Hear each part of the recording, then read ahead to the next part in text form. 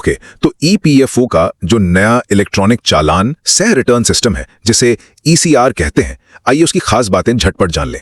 देखिए, पहले क्या था ना, ईसीआर फाइलिंग और पेमेंट ये सब एक साथ होता था, तो अगर कोई गलती हो गई तो उसे ठीक करना बड़ा सिरदर्द था। लेकिन अब सितंबर 2025 से जो नया सिस्टम आया है उसने सब बदल दिया है। अब सारा जोर है डेटा एकदम सही हो। और हाँ, एम्प्लॉयर्स के लिए प्रोसेस में काफी चेंजेस हैं। तो पहला और ये सबसे बड़ा चेंज है, समझ लीजिए, अब ना पेमेंट करने से पहले डेटा सही है या नहीं ये पूरी तरह आपकी जिम्मेदारी है। मतलब आप अपनी ईसीआर टेक्स्ट फाइल अपलोड करेंगे, सिस्टम उसे चेक करेगा, फिर आप उसे वेरीफाई करेंगे और तब जाकर करेंगे अप्रूव।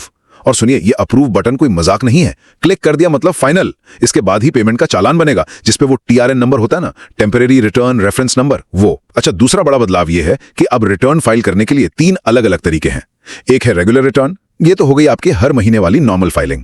फिर है सप्लीमेंट्री रिटर्न, ये सिर्फ तब काम आएगा जब रेगुलर रिटर्न अप्रूव हो गया और बाद में पता चला कि अरे कुछ एम्प्लॉइज तो छूट गए। और तीसरा है रिवाइज्ड रिटर्न, अगर पहले जमा किए डेटा में कोई गलती हो गई, जैसे सैलरी या कॉन्ट्रीब्यूशन में, तो उसे ठीक करने के लिए। पर हाँ, एक बात ध्यान रखनी है, अगर सैलरी या कॉन्ट्रीब्यूशन कम करना है तो वो तभी हो पाएगा जब तक पेमेंट का प्रोसेस शुरू नहीं हुआ हो। और आखिर में तीसरी बात, डेटा बिल्कुल सटीक होना चाहिए, खासकर उन एम्प्लॉइज की एग्जिट डेट्स जिन्होंने कंपनी छोड़ दी है। प्लीज इनको ईपीएफओ पोर्टल पर फौरन और सही मार्क कर दें, नहीं तो आगे की फाइलिंग में पक्का दिक्कत आएगी। ये नया सिस्टम ना यूएएन की वैलिडिटी, नाम मैचिंग, सैलरी डिटेल्स, इन सब की बहुत सख्ती से जांच करता है। तो मेरी सलाह है, हर महीने ईपीएफओ पोर्टल से एक्टिव मेंबर लिस्ट निकालिए और अपनी इंटरनल लिस्ट से मैच जरूर कर लीजिए। तो बस कुल मिला के बात यह है कि ईपीएफओ का ये नया ईसीआर सिस्टम डेटा की एक्यूरेसी को टॉप प्रायोरिटी देता है, फाइलिंग और पेमेंट को अलग कर दिया है, और एम्प्लॉयर्स के लिए यह सुपर जरूरी हो गया है कि वो अपना एम्प्लॉय डेटा एकदम अप टू डेट और करेक्ट रखें।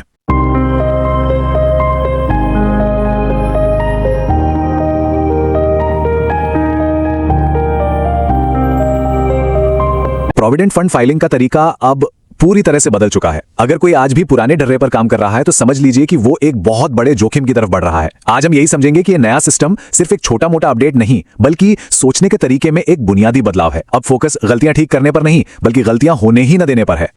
तो सवाल ये उठता है, क्या ये नई प्रणाली ज्यादा मुश्किल हो गई है या फिर बस ज्यादा सटीक? असल में ये सिस्टम मुश्किल नहीं है, ये बस सटीकता की मांग करता है। सिस्टम साफ साफ कहता है, मुझे उलझा हुआ डेटा मत दो, जो भी करो पहली बार में ही सही करो। अच्छा, इस नए सिस्टम को ठीक से समझने के लिए ना हमें पहले यह जानना होगा कि पुरानी व्यवस्था में आखिर गड़बड़ क्या थी। चलिए पहले उस पर एक नजर डालते हैं। देखिए, दोनों सिस्टम की सोच में ही जमीन आसमान का फर्क है। पुराना तरीका था पेमेंट फर्स्ट, मतलब पहले पैसे दे दो, डेटा की गलतियां बाद में देख लेंगे। लेकिन नया तरीका है डेटा फर्स्ट, ये कहता है नहीं, सटीकता पहले, भुगतान उसके बाद। पुरानी ईसीआर प्रणाली में ना कई दिक्कतें थीं। सबसे बड़ी बात, फाइलिंग और पेमेंट दोनों एक साथ जुड़े हुए थे। इसका मतलब क्या हुआ? मतलब ये कि पेमेंट करने से पहले डेटा की गलतियों को पकड़ने का कोई मौका ही नहीं था, और अगर कोई गलती हो भी गई तो उसे सुधारने का प्रोसेस इतना ज्यादा पेचीदा था कि क्या कहें। इससे कंपनियों और ईपीएफओ दोनों पर ही बहुत ज्यादा बोझ पड़ता था। तो इन सभी समस्याओं का हल क्या निकाला गया? हल एक बहुत ही सरल लेकिन जबरदस्त विचार पर आधारित है, और वो विचार है, इस नई प्रणाली की सबसे बड़ी ताकत है पृथक्करण, यानी सेग्रीगेशन। इसका मतलब है कि डेटा फाइल करने के काम को और पैसा पेमेंट करने के काम को बिल्कुल अलग अलग कर दिया गया है। ये जो पहले फाइल करो बाद में पेमेंट करो का सिद्धांत है ना, ये एक तरह का सेफ्टी नेट बना देता है। इससे पैसों का लेन देन होने से पहले ही गलतियों को पकड़ने और सुधारने का मौका मिल जाता है। इस नई प्रक्रिया को समझने का सबसे आसान तरीका है ऑनलाइन शॉपिंग की मिसाल। सोचिए, स्टेप 1, डेटा अपलोड करना। यह बिल्कुल वैसा है जैसे हम शॉपिंग कार्ट में सामान डालते हैं। स्टेप 2, सिस्टम डेटा को वैलिडेट और वेरीफाई करता है, यानी हम अपने कार्ट को दोबारा चेक करते हैं। स्टेप 3, रिटर्न को स्वीकृत करना। यह हो गया ऑर्डर कंफर्म करने जैसा। और आखिर में स्टेप 4, चालान बनाकर पेमेंट करना, यानी चेकआउट। कितना सिंपल है। और हां, यहां एक बात गांठ बांध लेनी है, ये जो स्वीकृत करें या अप्रूव का बटन है ना, वो कोई मामूली क्लिक नहीं है। वो एक कानूनी और वित्तीय घोषणा है जिसे आप वापस नहीं ले सकते। एक बार उसे दबा दिया मतलब उस डेटा की 100% जिम्मेदारी आपकी है। बस बात खत्म। अच्छा, तो अब इस नए सिस्टम में काम करने के लिए हमें कुछ नए टूल्स भी मिले हैं। चलिए इस नई कंप्लायंस टूल किट को जरा करीब से समझते हैं। तो इस टूल किट में 3 खास तरह के उपकरण हैं। पहला है रेगुलर रिटर्न, जो हर महीने की सामान्य फाइलिंग के लिए है। दूसरा है सप्लीमेंट्री रिटर्न, इसका इस्तेमाल तब होता है जब कोई नया या छूटा हुआ मेंबर जोड़ना हो। और तीसरा है रिवाइज रिटर्न, जिसका काम है पहले से फाइल किए गए डेटा की गलतियों को ठीक करना। हर टूल का एक खास काम है और उसे उसी काम के लिए इस्तेमाल करना है। तो हमारे पास नए टूल्स तो आ गए, लेकिन इनके साथ आते हैं नए नियम और नए जोखिम। और इन्हें समझना बेहद जरूरी है क्योंकि ये नया सिस्टम गलतियों को बिल्कुल भी माफ नहीं करता। यहाँ एक बहुत ही जरूरी नियम है। अगर आपको किसी का पीएफ कंट्रीब्यूशन बढ़ाना है तो ये बहुत आसान है, आप पेमेंट के बाद भी ऐसा कर सकते हैं। लेकिन अगर आपको कंट्रीब्यूशन घटाना है तो कहानी बिल्कुल अलग है। जैसे ही पेमेंट की प्रक्रिया शुरू होती है, सिस्टम आपको अमाउंट घटाने की इजाजत नहीं देता और यही बनता है ओवर पेमेंट का जाल, जहां गलती से ज्यादा भेजा गया पैसा फंस सकता है। एक और सख्त नियम है क्रोनोलॉजिकल फाइलिंग का। सीधे शब्दों में कहें तो आप अगले महीने का रिटर्न तब तक फाइल ही नहीं कर सकते जब तक कि पिछले महीने का रिटर्न अप्रूव ना हो जाए। मतलब अक्टूबर की फाइलिंग तभी होगी जब सितंबर का काम पूरा हो चुका हो। और ये पिछला नियम एक बहुत बड़े खतरे को जन्म देता है, जिसे कहते हैं कैस्केडिंग फेलियर। जरा सोचिए, मान लीजिए जनवरी के रिटर्न में एक छोटी सी भी गलती ठीक नहीं हुई तो क्या होगा? ये फरवरी की फाइलिंग को रोक देगी, फिर फरवरी की रुकी हुई फाइलिंग मार्च को रोकेगी और ये सिलसिला एक डोमिनो इफेक्ट की तरह आगे बढ़ता जाएगा और पेनल्टी और ब्याज का मीटर लगातार घूमता रहेगा। शुरुआत में सितंबर से दिसंबर 2025 तक कुछ छूट दी गई थी, लेकिन उसके बाद एक बहुत ही सख्त नियम लागू होता है जिसे 4 महीने पहले का नियम कहते हैं। इसका मतलब यह है कि मान लीजिए मई 2026 की फाइलिंग करनी है तो जनवरी 2026 के 100% एक्टिव मेंबर्स का हिसाब किताब पूरा होना चाहिए। अगर किसी ने नौकरी छोड़ दी और सिस्टम में उसकी एग्जिट डेट नहीं डाली गई है तो वो भविष्य की सभी फाइलिंग के लिए एक ब्लॉकर बन जाएगा। तो इतने सारे जोखिमों से आखिर बचे कैसे?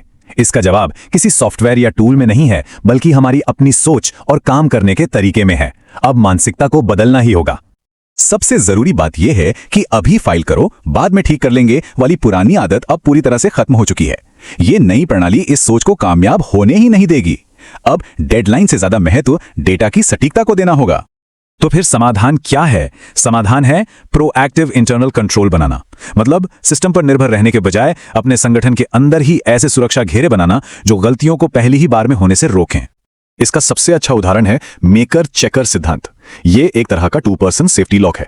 मतलब एक व्यक्ति जैसे पेरोल टीम का कोई सदस्य डेटा तैयार करेगा, वो हुआ मेकर, और फिर दूसरा व्यक्ति जैसे फाइनेंस टीम से कोई उस डेटा को इंडिपेंडेंटली चेक करेगा, वो हुआ चेकर।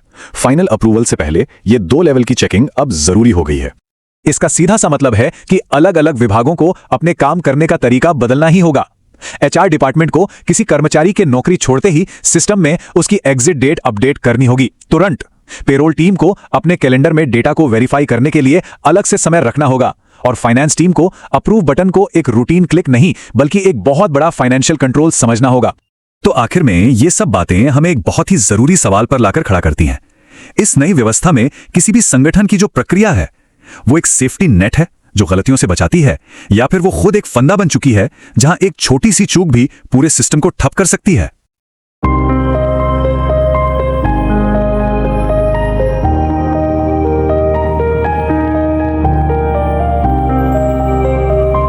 नमस्कार और इस खास चर्चा में आपका स्वागत है। आज हम कर्मचारी भविष्य निधि संगठन यानी ईपीएफओ की नई इलेक्ट्रॉनिक चालान सह रिटर्न या ईसीआर प्रणाली पर गहराई से बात करेंगे।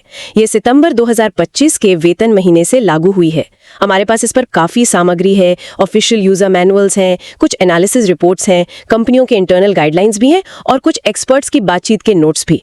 तो हमारा लक्ष्य है कि इन सब में से जो सबसे ज़रूरी जानकारी है उसे निकालकर आपके सामने रखें ताकि नियोक्ता इस बड़े बदलाव को आसानी से समझ सकें। बिल्कुल, और अब ये समझना भी जरूरी है कि ये बदलाव आया क्यों।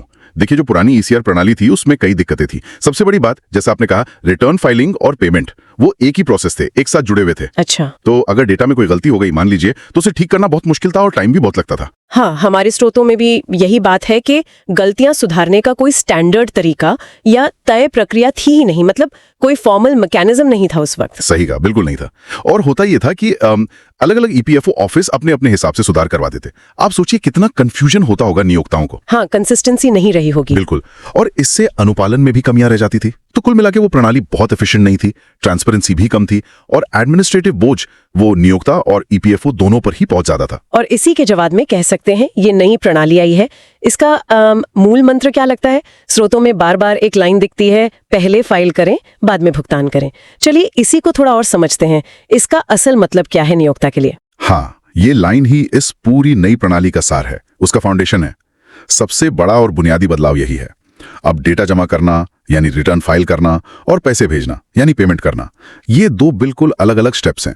सेपरेट कर दिया गया है। अच्छा, जैसे ऑनलाइन शॉपिंग में होता है, पहले आप चीजें कार्ट में डालते हैं, फिर चेक करते हैं और सब ठीक लगे तभी पेमेंट करते हैं, कुछ वैसा? हाँ, बिल्कुल वैसा ही समझ सकते हैं काफी हद तक।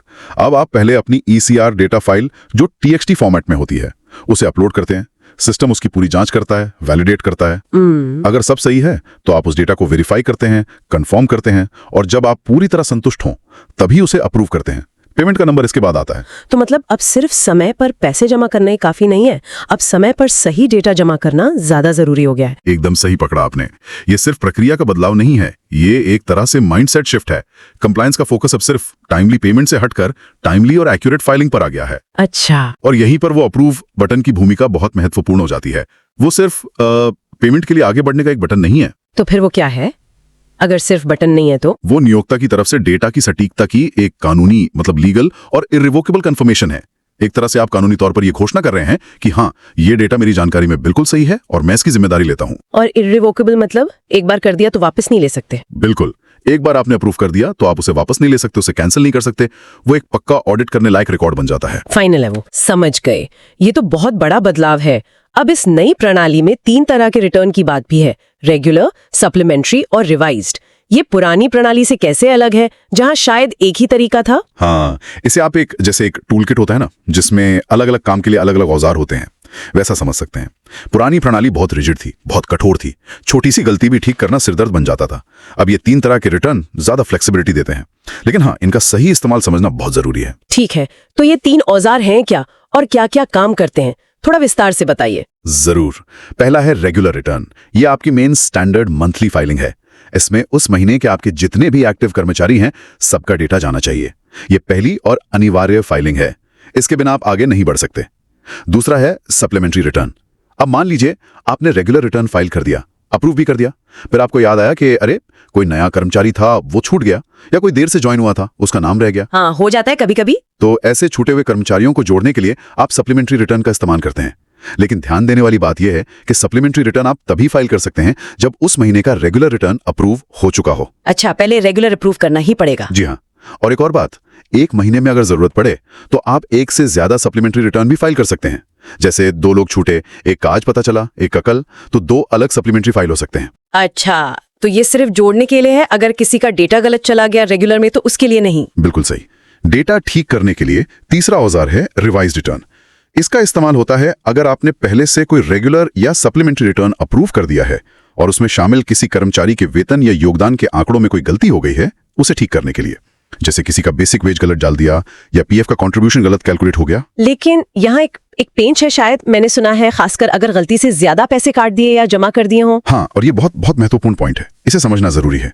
अगर आपको वेतन या योगदान को कम करना है, यानी डाउनवर्ड रिविजन करना है, तो आप वो केवल तभी कर सकते हैं जब उस महीने के लिए पेमेंट प्रोसेस शुरू नहीं हुआ हो।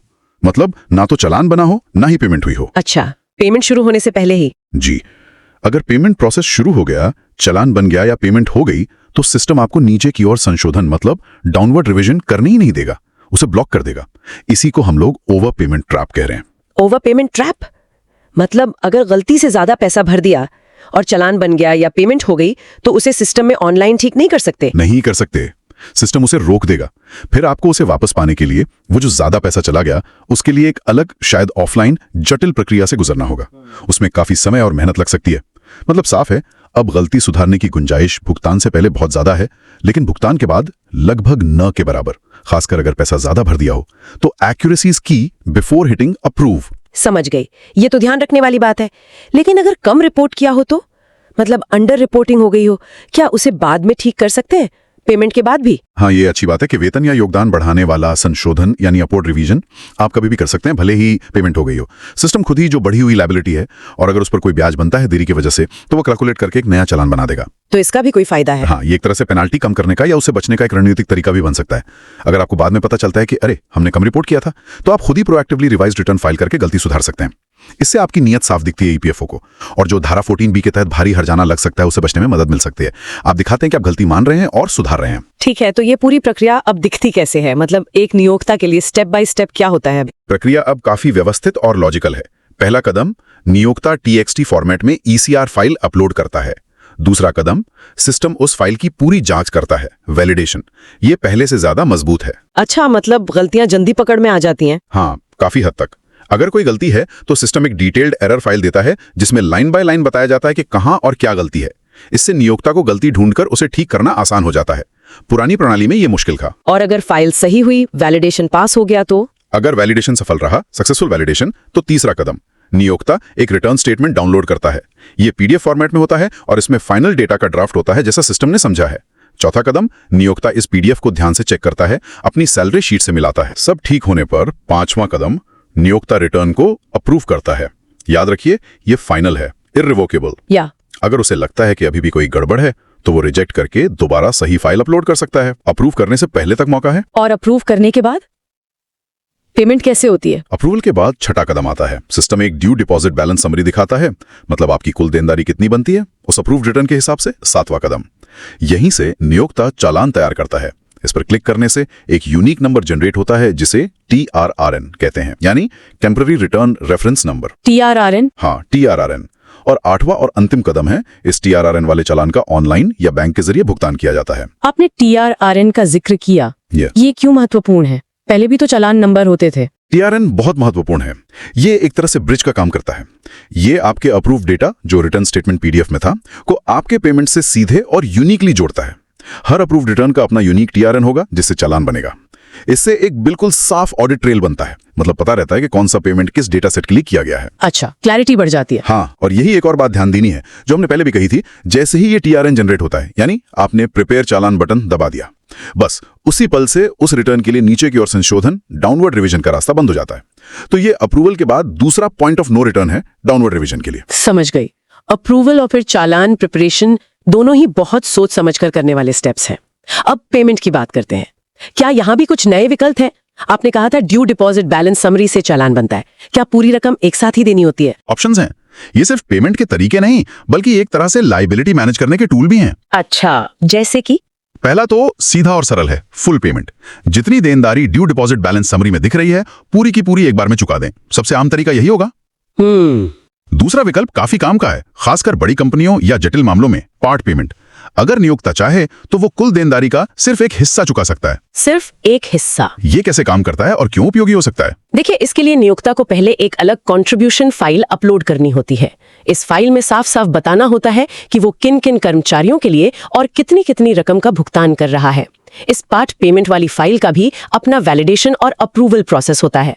और इसका फायदा उन मामलों में है जहां कुछ कर्मचारियों के वेतन या योगदान को लेकर कोई विवाद चल रहा हो या डेटा फाइनल ना हो। कोई उदाहरण दे सकते हैं? जरूर। मान लीजिए आपके 100 कर्मचारी हैं, उनमें से 5 के PF कंट्रीब्यूशन को लेकर कोई लीगल डिस्प्यूट चल रहा है। पुरानी प्रणाली में क्या होता, आपको या तो सबके लिए विवादित शायद गलत राशि भरनी पड़ती, या फिर आप पूरी पेमेंट रोक देते और फिर सभी 100 पर ब्याज का मीटर चालू हो जाता। हाँ, ये तो दिक्कत थी। अब नई प्रणाली में आप उन 95 कर्मचारियों के लिए जिनके डेटा पर कोई विवाद नहीं है, पार्ट पेमेंट कर सकते हैं। उनकी कंट्रीब्यूशन फाइल बनाकर अप्रूव करके उनका पेमेंट टाइम पर कर दिया तो ब्याज सिर्फ उन 5 विवादित कर्मचारियों की बकाया राशि पर लगेगा, पूरे 100 पर नहीं। इससे ब्याज का बोझ काफी कम हो सकता है। हाँ, ये तो वाकई काफी उपयोगी लग रहा है, खासकर जहाँ बड़ी संख्या में कर्मचारी हों या विवादित मामले हों। और तीसरा विकल्प क्या था? तीसरा है सीधा चालान, डायरेक्ट चालान। इसका इस्तेमाल होता है एडमिन चार्जेस या इंस्पेक्शन चार्जेस जो अकाउंट नंबर 2 और 22 में जाते हैं, या फिर धारा 7Q के तहत जो ब्याज लगता है और धारा 14B के तहत जो हर्जाना लगता है, डैमेजेस लगता है, उनका भुगतान करने के लिए।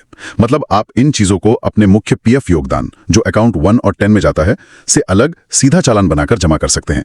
इससे इन शुल्कों का हिसाब किताब अलग रखना आसान हो जाता है। तो कुल मिलाकर प्रक्रिया और भुगतान में लचीलापन तो बढ़ाया गया है, लेकिन सुनने में ये भी आ रहा है कि नियम भी अब ज्यादा सख्ती से लागू हो रहे हैं। सिस्टम खुद ही अब कई चीजें पकड़ लेता है। ये कैसे हो रहा है? हाँ, ये इस नई प्रणाली का दूसरा पहलू है। ये सिर्फ प्रक्रिया को आसान या लचीला नहीं बना रही, ये नियमों को सिस्टम के अंदर ही सख्ती से लागू भी कर रही है। इसे आप एम्बेडेड कंप्लायंस या सिस्टम ड्रिवन एनफोर्समेंट कह सकते हैं। मतलब सिस्टम खुद ही एक तरह से पुलिस का काम कर रहा है कई मामलों में। इसके कुछ उदाहरण देंगे? कैसे सिस्टम खुद नियम लागू कर रहा है? कई उदाहरण हैं। पहला और सबसे महत्वपूर्ण, धारा 7Q ब्याज। अच्छा, अगर आप भुगतान में देरी करते हैं, कंट्रीब्यूशन जमा करने में लेट हो जाते हैं, तो सिस्टम अब खुद ही ऑटोमेटिकली 12% प्रति वर्ष की दर से साधारण ब्याज कैलकुलेट कर लेता है। अच्छा, ऑटोमेटिक कैलकुलेशन। हाँ, और सबसे बड़ी बात, अब ये ब्याज आपको अगले महीने के योगदान के साथ ही जमा करना होगा। पहले अक्सर ये होता था कि ब्याज का नोटिस बाद में आता था या मामला सालों तक चलता रहता था। अब ऐसा नहीं है।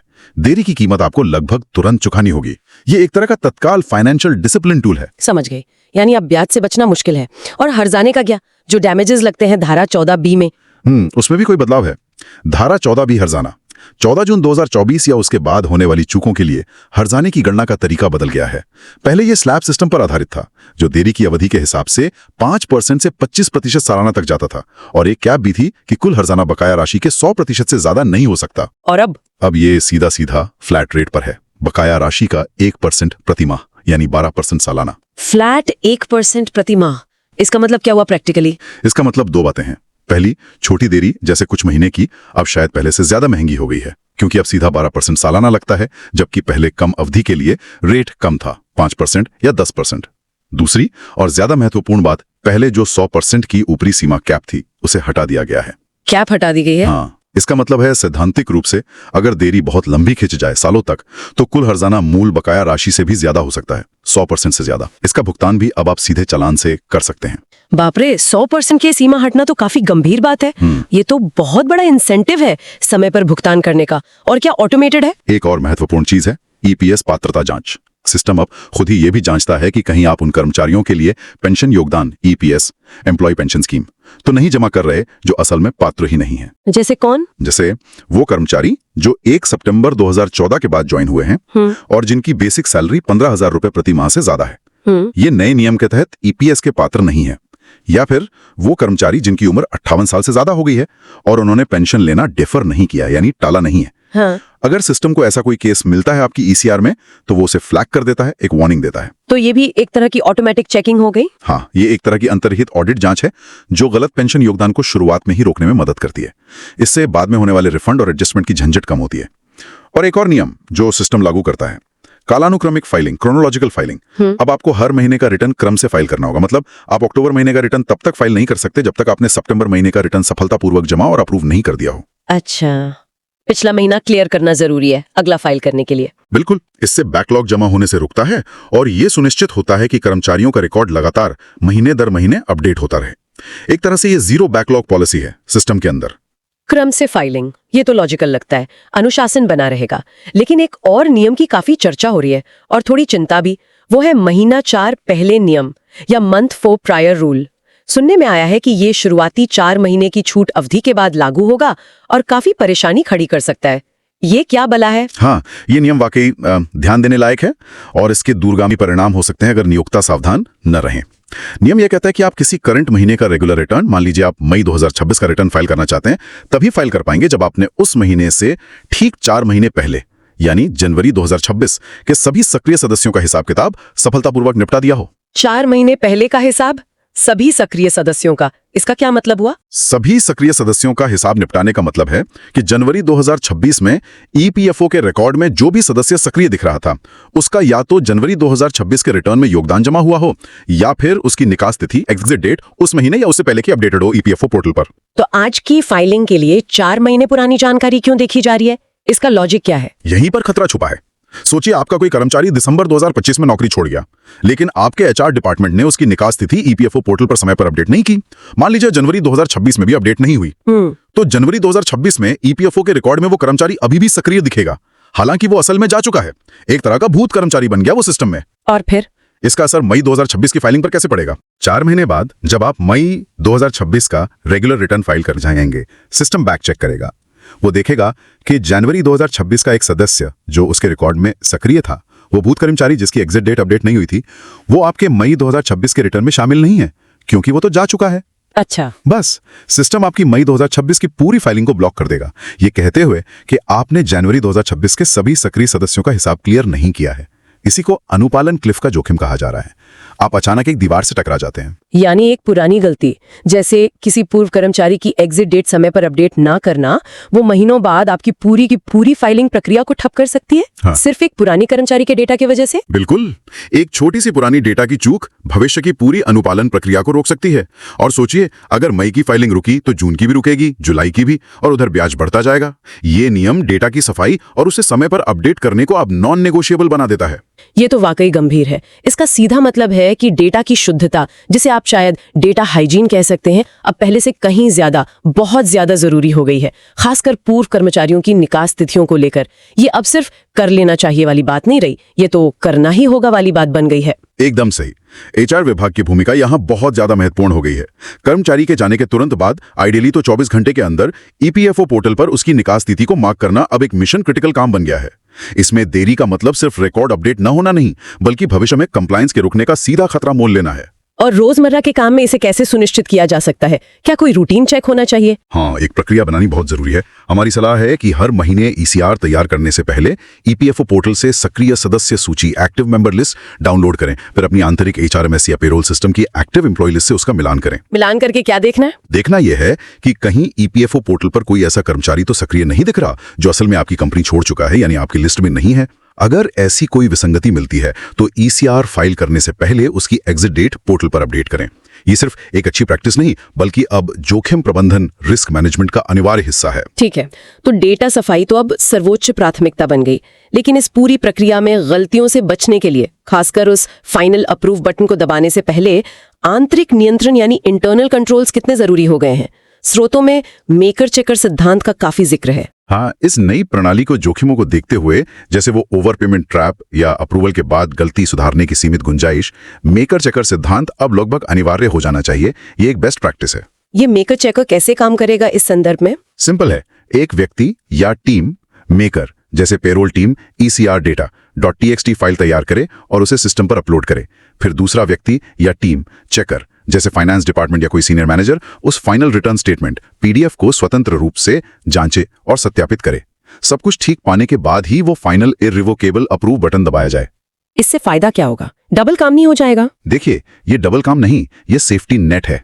ये दोहरी जांच गलतियों को पकड़ने में मदद करेगी, खासकर उन महंगी गलतियों को जिनसे ओवर पेमेंट ट्रैप जैसी स्थिति बन सकती है या गलत डेटा अप्रूव हो सकता है। भूमिकाएं भी स्पष्ट रूप से परिभाषित करनी होंगी। जैसे किनकी क्या भूमिका होनी चाहिए? जैसे एचआर का काम है मास्टर डेटा सही रखना, और सबसे महत्वपूर्ण, निकास तिथियां तुरंत अपडेट करना। पेरोल टीम का काम है ईसीआर तैयार करना, वैलिडेशन एरर ठीक करना और फिर स्टेटमेंट डाउनलोड करके चेकर को देना।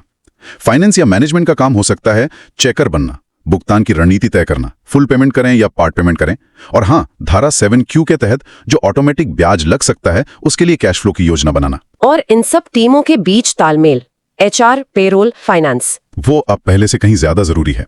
विभागों के बीच मजबूत समन्वय और क्लियर कम्युनिकेशन चाहिए। स्टैंडर्ड ऑपरेटिंग प्रोसीजर्स, एसओपीज और पेरोल कैलेंडर को भी शायद अपडेट करने की जरूरत पड़ेगी, ताकि ईसीआर अपलोड होने और अप्रूव होने के बीच चेकर को सत्यापन के लिए पर्याप्त समय मिले।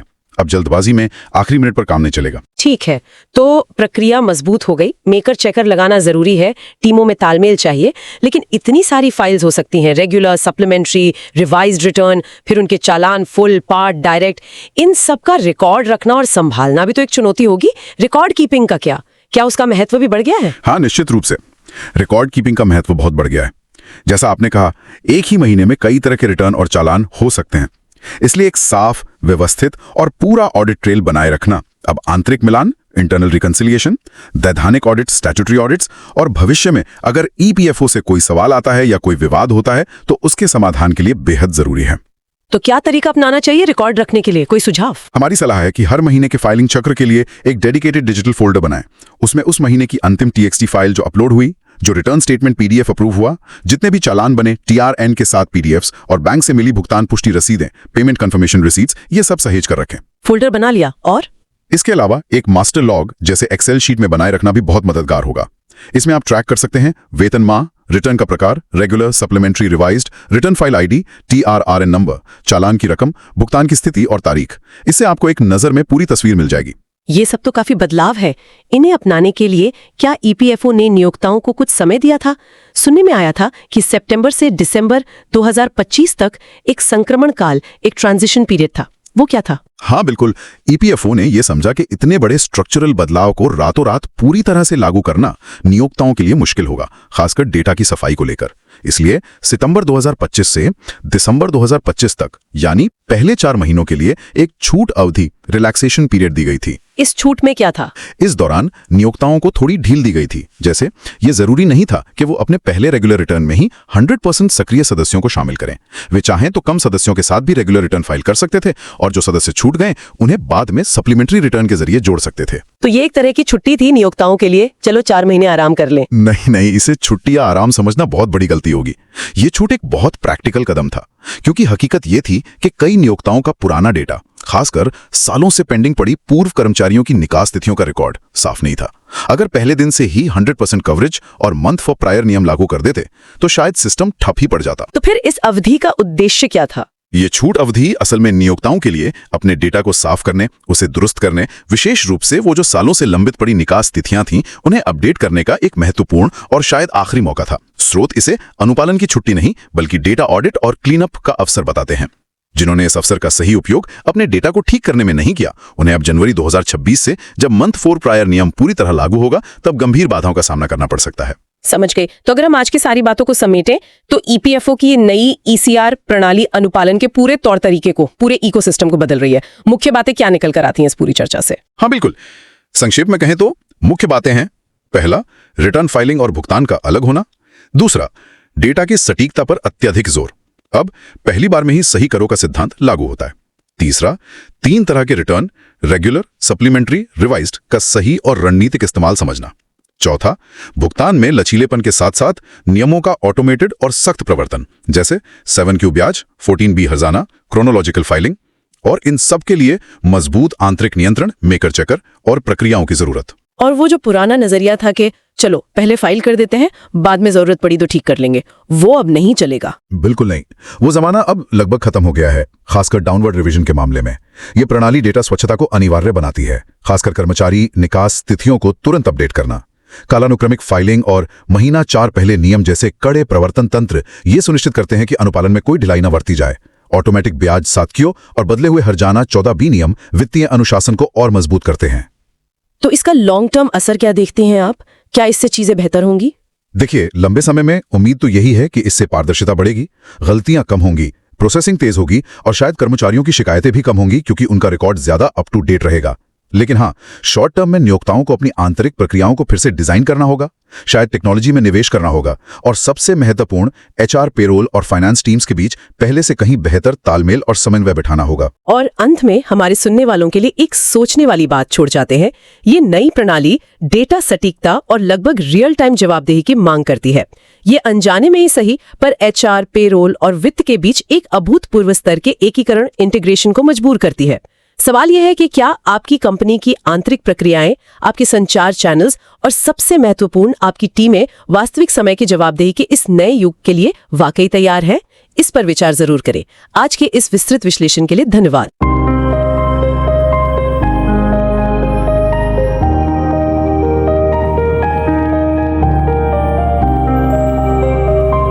द डिबेट में आपका स्वागत है। नमस्कार।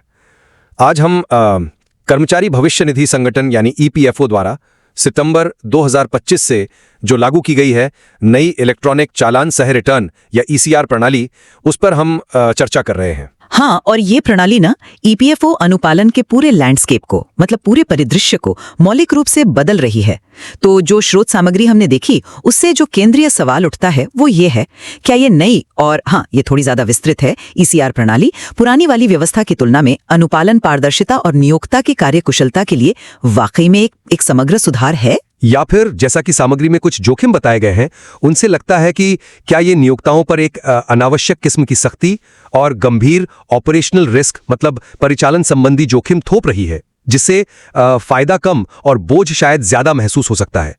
और यहीं पर हमारी सोच थोड़ी अलग हो जाती है। बिल्कुल, मेरा पक्ष यह है कि नई प्रणाली देखिए हो सकता है शुरुआत में ज्यादा मेहनत लगे, लेकिन ये डेटा की इंटेग्रिटी, मतलब सत्यनिष्ठा, पारदर्शिता और सबसे जरूरी अनुपालन में एक अनुशासन लाने के लिए एक आवश्यक और मुझे लगता है अंततः लाभकारी कदम है। ये भविष्य की समस्याओं को पहले ही रोकने पर केंद्रित है। और मेरा मानना है कि इस नई प्रणाली की जो एक तरह से अंदरूनी सख्ती है, खास तौर पर डेटा प्रबंधन, वो जो अपरिवर्तनीय अनुमोदन प्रक्रिया है और त्रुटि सुधार पर जो कड़े नियम हैं, उनके संबंध में ये इसके जो कथित लाभ हैं उन पर भारी पड़ सकती है। ये नियोक्ताओं पर, खासकर जो छोटे और मध्यम आकार के उद्योग हैं, उन पर एक अत्यधिक और शायद मैं कहूंगा अव्यावहारिक बोझ डाल सकती है। तो चलिए अपनी अपनी बात जरा अंश साफ करते हैं। पुरानी प्रणाली की जो सबसे बड़ी कमजोरी थी, और स्रोत सामग्री भी इसे काफी विस्तार से बताती है, वो ये थी कि रिटर्न फाइलिंग और भुगतान दोनों एक साथ होते थे। मतलब आपने डेटा डाला, बटन दबाया और भुगतान हो गया, सब एक ही बार में। इसमें डेटा को वेरीफाई करने का, जांचने का कोई सही मौका ही नहीं था। अगर कोई गलती हो गई तो उसे ठीक करने का कोई स्टैंडर्ड तरीका या पारदर्शी तरीका नहीं था। इससे बाद में दिक्कतें बढ़ती थीं, पूछताछ होती थी और प्रशासनिक बोझ बढ़ता था। अब नई प्रणाली का जो मूल आधार है वो है इस प्रक्रिया को अलग करना। पहले फाइल करें, बाद में भुगतान करें। ये सिर्फ एक नारा नहीं है, ये असल में नियोक्ता को भुगतान करने से पहले अपने डेटा की अच्छी तरह से जांच करने का एक महत्वपूर्ण अवसर देता है। सिस्टम खुद ही अपलोड स्टेज पर कई तरह की गड़बड़ियों को पकड़ लेता है, जैसे मान लीजिए कोई अमान्य यूएएन है, या फाइल का फॉर्मेट गलत है, या कैलकुलेशन में कोई गड़बड़ है, और सुधार के लिए एक डिटेल्ड एरर रिपोर्ट भी देता है। ये जो एक्टिव वेरिफिकेशन है, ये डेटा की सटीकता और पारदर्शिता को बुनियादी तौर पर बढ़ाता है।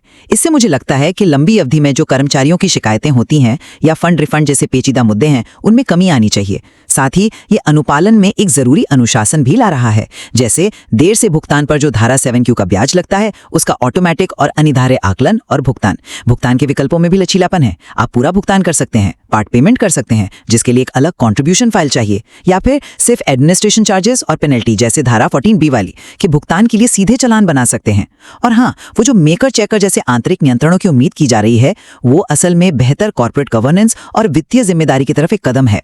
ये सिर्फ एक औपचारिकता नहीं, बल्कि एक जरूरी प्रक्रियात्मक सुरक्षा है। मैं ये मानता हूं कि पुरानी प्रणाली एकदम सही नहीं थी, उसमें यकीनन सुधार की गुंजाइश थी, बिल्कुल थी। लेकिन मेरा तर्क ये है कि नई प्रणाली ने समस्याओं को हल करने के बजाय उन्हें शायद दूसरी दिशा में मोड़ दिया है, और हो सकता है कुछ नई और ज्यादा गंभीर समस्याएं खड़ी कर दी हों। सबसे बड़ी चिंता का विषय, जैसा कि स्रोत सामग्री भी साफ बताती है, वो अनुमोदन यानी अप्रूव बटन का इरिवर्सिबल होना है। मतलब एक बार दबा दिया तो बस वापस नहीं ले सकते। एक बार जब नियोक्ता इस बटन को क्लिक कर देता है तो वो उस डेटा की सच्चाई की पुष्टि कर देता है और उसकी देनदारी तय हो जाती है। इसके बाद कोई वापसी मुमकिन नहीं है। अब सोचिए, मानवीय भूल तो हो ही सकती है ना? इसे देखते हुए ये एक बहुत बड़ा जोखिम है। दूसरी बड़ी चुनौती है भुगतान प्रक्रिया शुरू होने के बाद नीचे की ओर संशोधन यानी डाउनवर्ड रिवीजन, मतलब राशि को कम करने पर लगा हुआ सख्त प्रतिबंध। स्रोत इसे बिल्कुल साफ तौर पर ओवर पेमेंट ट्रैप कह रहा है। अगर गलती से नियोक्ता ज्यादा भुगतान कर देता है तो उस अतिरिक्त राशि को वापस पाना एक जटिल, बहुत समय लेने वाली ऑफलाइन प्रक्रिया बन जाती है, जो कंपनी के कैश फ्लो यानी नकदी प्रवाह को सीधे तौर पर प्रभावित कर सकती है। यह सिर्फ असुविधाजनक नहीं है, यह तो सजा जैसा लगता है। फिर वो कालानुक्रमिक फाइलिंग की अनिवार्यता है। आप पिछले महीने का रिटर्न दाखिल किए बिना चालू महीने का रिटर्न दाखिल नहीं कर सकते। और सबसे सख्त प्रावधान है महीना 4 पूर्व नियम, जो शुरुआती छूट अवधि यानी सितंबर-दिसंबर 2025 के बाद लागू होगा। इसके मुताबिक अगर किसी नियोक्ता ने चालू महीने से 4 महीने पहले के सभी सक्रिय सदस्यों का रिटर्न दाखिल नहीं किया है तो उसका चालू महीने का रिटर्न ब्लॉक कर दिया जाएगा। ये तो कैस्केडिंग विफलता या डोमिनो इफेक्ट का एक गंभीर ऑपरेशनल रिस्क पैदा करता है, जहां एक छोटी सी, शायद किसी एक कर्मचारी से जुड़ी डेटा की गलती पूरे संगठन की अनुपालन प्रक्रिया को महीनों तक रोक सकती है। डेटा की सफाई, खास तौर पर कर्मचारियों के नौकरी छोड़ने यानी एग्जिट की तारीखों को तुरंत और बिल्कुल सही दर्ज करने पर जो इतना ज्यादा जोर है, वो एक महत्वपूर्ण परिचालन बोझ है। प्रक्रिया की जटिलता भी बड़ी है, जैसे पार्ट पेमेंट के लिए अलग फाइल बनानी होगी और रेगुलर, सप्लीमेंट्री और रिवाइज्ड रिटर्न के बीच का अंतर समझना होगा और उन्हें सही ढंग से इस्तेमाल करना होगा। तो सवाल यह है कि क्या ये सब मिलकर पुरानी प्रणाली की कमियों से बेहतर स्थिति बनाते हैं? मुझे तो शक है। आपकी चिंताएं वाजिब हैं, बिल्कुल हैं, खासकर जब हम इसे परिचालन के नजरिए से देखते हैं। लेकिन चलिए पहले मुद्दे पर जरा और गहराई से बात करते हैं। पृथक्करण, सत्यापन और अनुमोदन। जैसा मैंने पहले कहा, फाइलिंग और भुगतान को अलग करना ही अपने आप में एक बहुत बड़ा सुधार है। ये नियोक्ता को एक तरह से सांस लेने और डेटा की जांच करने का मौका देता है। स्रोत सामग्री बताती है कि सिस्टम आधारित सत्यापन काफी मजबूत है। ये यूएएन की वैधता, तय फॉर्मेट का पालन और बुनियादी गणितीय स्थिरता की जांच करता है। ये पक्का करता है कि जो साफ साफ दिखने वाली गलतियां हैं वो अपलोड स्टेज पर ही पकड़ी जाएं, और जो एरर फाइल मिलती है वो सुधार की प्रक्रिया को दिशा दिखाती है, जो पहले काफी हद तक अंदाजे पर आधारित थी। अब आते हैं अनुमोदन चरण पर। हाँ, ये अपरिवर्तनीय है और शायद यही इसका उद्देश्य है। ये नियोक्ता की तरफ से एक औपचारिक घोषणा है कि हाँ, हमने डेटा जांच लिया है और ये सही है। ये जवाबदेही तय करता है। और मेकर चेकर नियंत्रण की बात करें तो स्रोत इसे एक मानक वित्तीय नियंत्रण ही मानते हैं। ये सुनिश्चित करता है कि डेटा को अंतिम रूप देने से पहले कम से कम 2 जोड़ी आंखें उसे देख लें। ये वित्तीय अनुशासन और बेहतर कॉर्पोरेट प्रशासन की नींव है। ये बोझ नहीं बल्कि जोखिम कम करने का एक तरीका है। ये उस मानसिकता को बदलता है जहां पहले चलो फाइल कर देते हैं बाद में देख लेंगे वाला रवैया था। मैं समझ रहा हूं कि आप इसे जवाबदेही बढ़ाने के एक तरीके के रूप में देख रही हैं, लेकिन मैं इसे एक ऐसी सख्ती के रूप में देखता हूं जो शायद जमीनी हकीकत से मेल नहीं खाती। अनुमोदन चरण का वो जो अपरिवर्तनीय होना है, जिसे स्रोत सामग्री महत्वपूर्ण अपरिवर्तनीय प्रकृति वाला कदम कहती है, वो मानवीय भूल के लिए बिल्कुल जीरो टॉलरेंस रखता है। सोचिए, एक जटिल पेरोल में एक छोटी सी चूक हो गई और अनुमोदन के बाद पता चला। अब क्या, देनदारी तो बन चुकी है। सिस्टम सत्यापन हाँ ठीक है, उपयोगी है, लेकिन ये नियोक्ता पर पहली बार में ही 100% सटीकता का भारी दबाव डालता है। ये मानकर चलता है कि सारी गलतियां सिस्टम पकड़ लेगा, जबकि कई ऐसी बारीकियां या संदर्भ आधारित गलतियां हो सकती हैं जो केवल इंसानी समीक्षा करके पकड़ सकता है।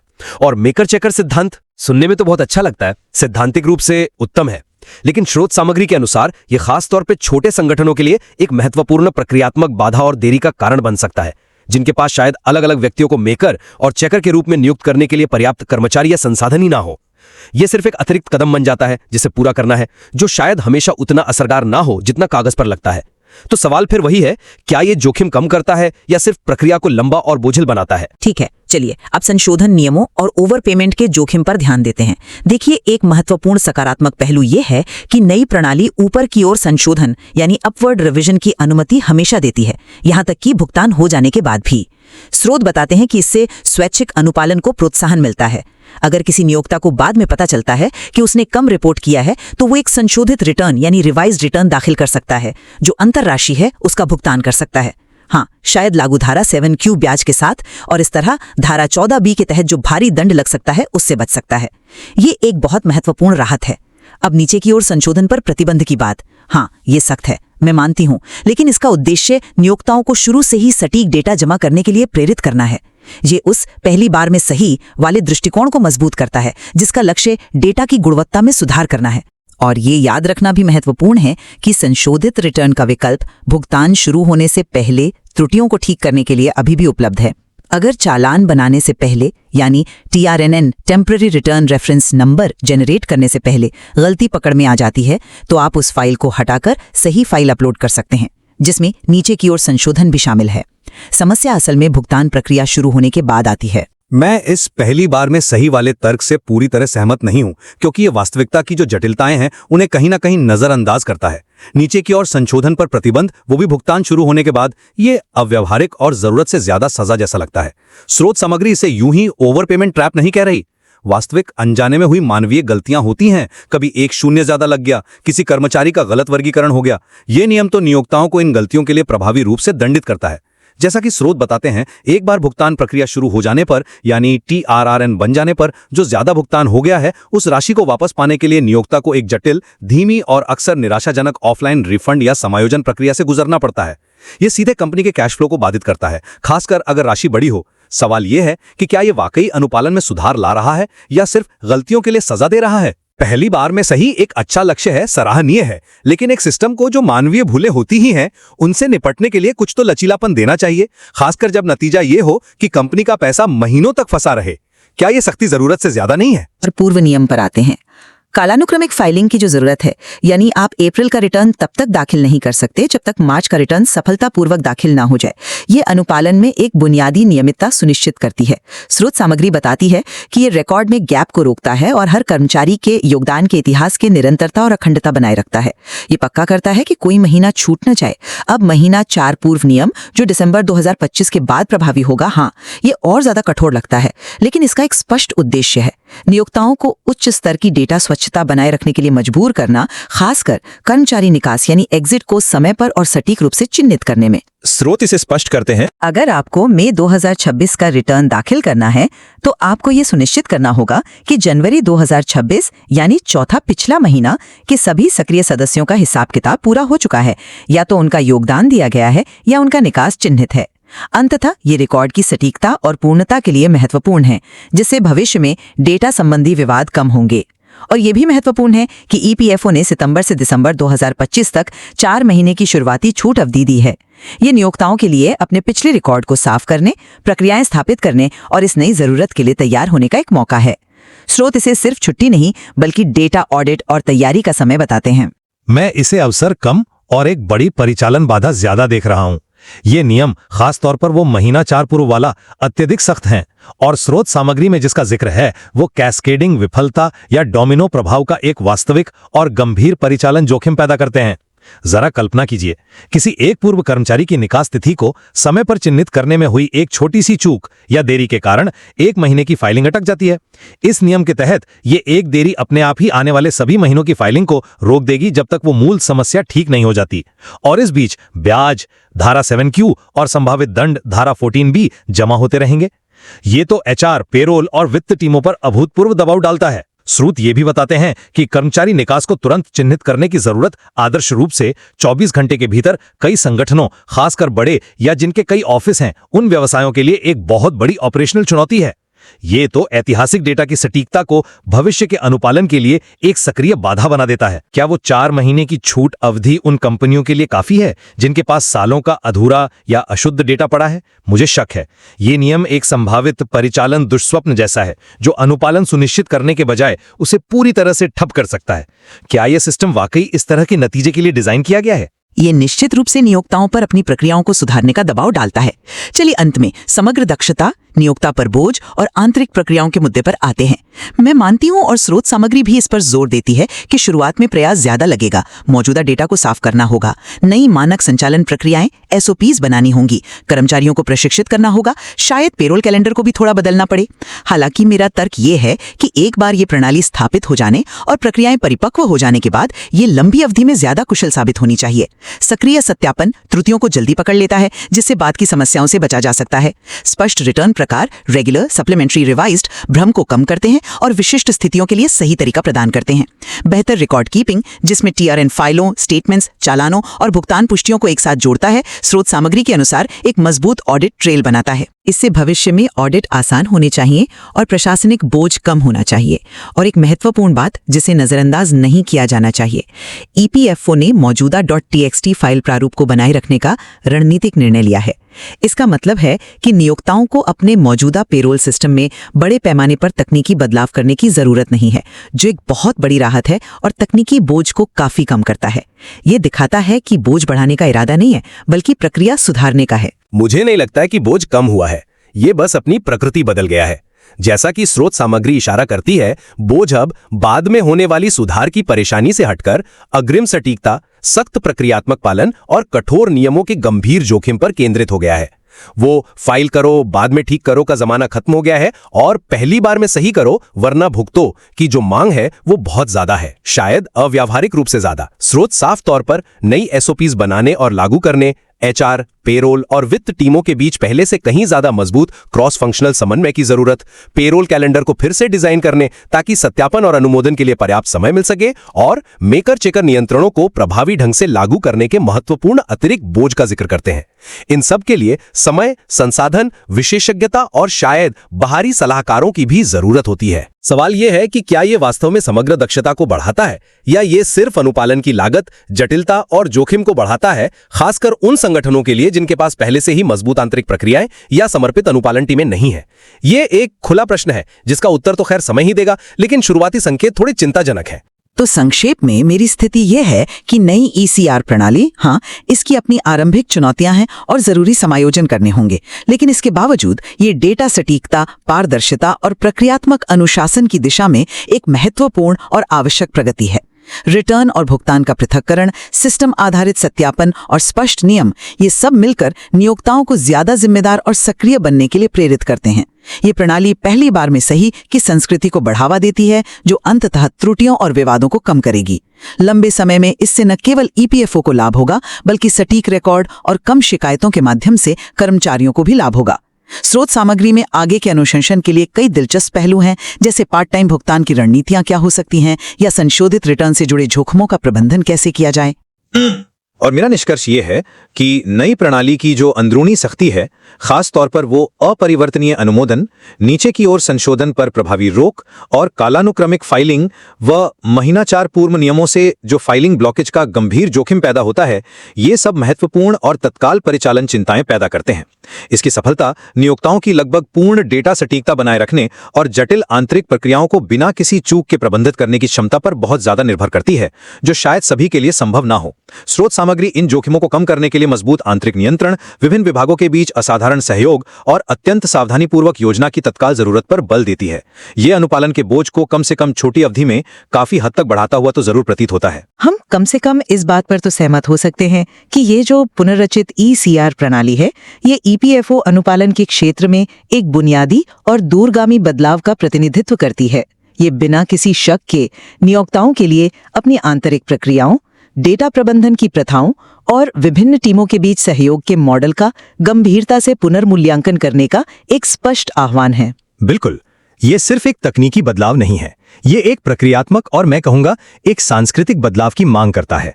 हमारी आज की चर्चा ने इस जटिल प्रणाली पर जो अलग अलग दृष्टिकोण और चिंताएं हैं, उन पर प्रकाश डाला है। स्रोत सामग्री में निश्चित रूप से और भी बहुत कुछ है जिस पर विचार किया जा सकता है, और हम श्रोताओं को प्रोत्साहित करते हैं कि वे स्वयं सामग्री का गहराई से अध्ययन करें और अपने सूचित निष्कर्ष निकालें। इस विचार विमर्श में शामिल होने के लिए धन्यवाद।